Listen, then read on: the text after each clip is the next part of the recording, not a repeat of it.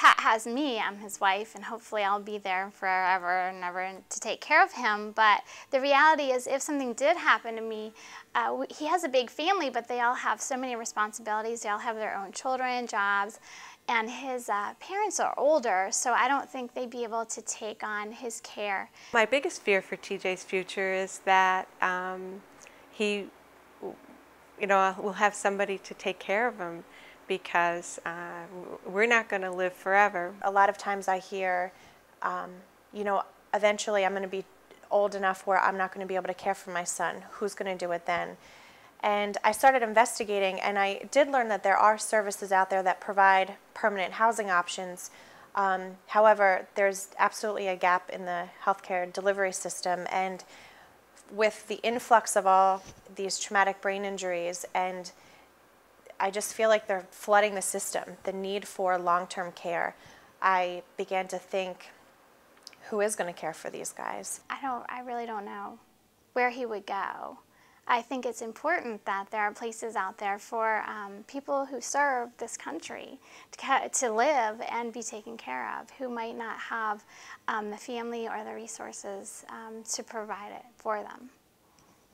Many of the wounded warriors that I've represented in both civil and criminal cases suffer from chronic mental health issues. Some of them have chronic pain, and without support in those areas and activities of daily life, they are at great risk of becoming homeless.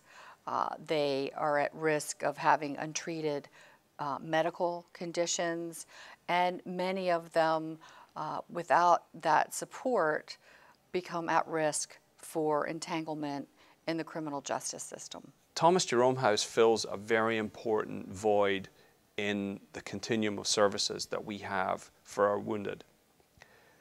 There is a transition that happens at the end of rehabilitative treatment. So you're in a hospital environment doing daily physical therapy and occupational therapy and speech therapy. You have doctors and nurses around 24/7 providing support, and then you leave the hospital, you return to the community. In the community, you may have 1 or 2 outpatient appointments in a week. So for 1 hour, you're in contact with healthcare professionals, and then for the other 167 hours of the week, you're by yourself in the community. Right when that level of support goes from the inpatient level to community level, the level of challenge goes proportionately up.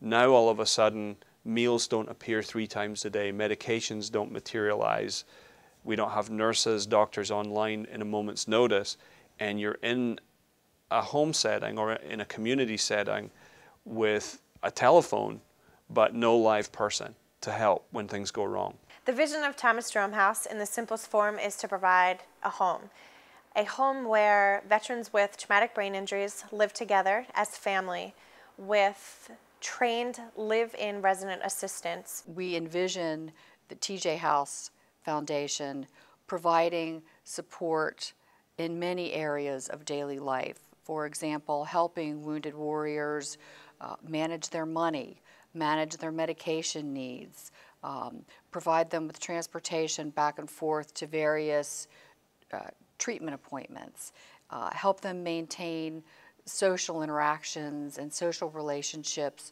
with peers. And I think that with that sort of help, then many of these young men who served us will lead healthier and happier lives. Thomas Jerome House will be at the end of the continuum of care. So this home is for people who have been through the acute rehabilitation stage, they've done all the transitional living, they've done the home therapy, they've done outpatient therapy, and now this is it will be a permanent option that they can live for the rest of their lives. I hope that in the future TJ will be able to at least get something worthwhile to do with his life. I would like, if he can't be responsible enough to hold a paying job, I would like to see him at least be able to volunteer on a regular basis and have a purpose for getting up in the morning. Some of my fears for the future are really just sustaining my health, you know, not losing what I've worked so hard to gain, and still just, you know, trying to gain more every day. Thomas Jerome House provides 24/7 wraparound support to continue the level of support, supervision and care that you see in an inpatient setting, to make that transition to the community viable, to ensure that there is help, there is structure, there is support and stimulation to continue the trajectory of recovery and rehabilitation, to deal with unexpected situations, to help troubleshoot challenges that go beyond a person's capacity to solve by themselves, and make sure that our wounded succeed. I think my life has gotten a lot better. I'm happier than I used to be. Before I got hurt, I was too serious all the time, but now I'm pretty happy. I'm still alive, and I still continue to get better. I was not supposed to be this good, and now I'm want to like maybe get a job. The Thomas Jerome House as a whole idea seems really ingenious if one is to think about it for a minute, because it's filling in the gap between being in a hospital and then being completely independent. Having someone there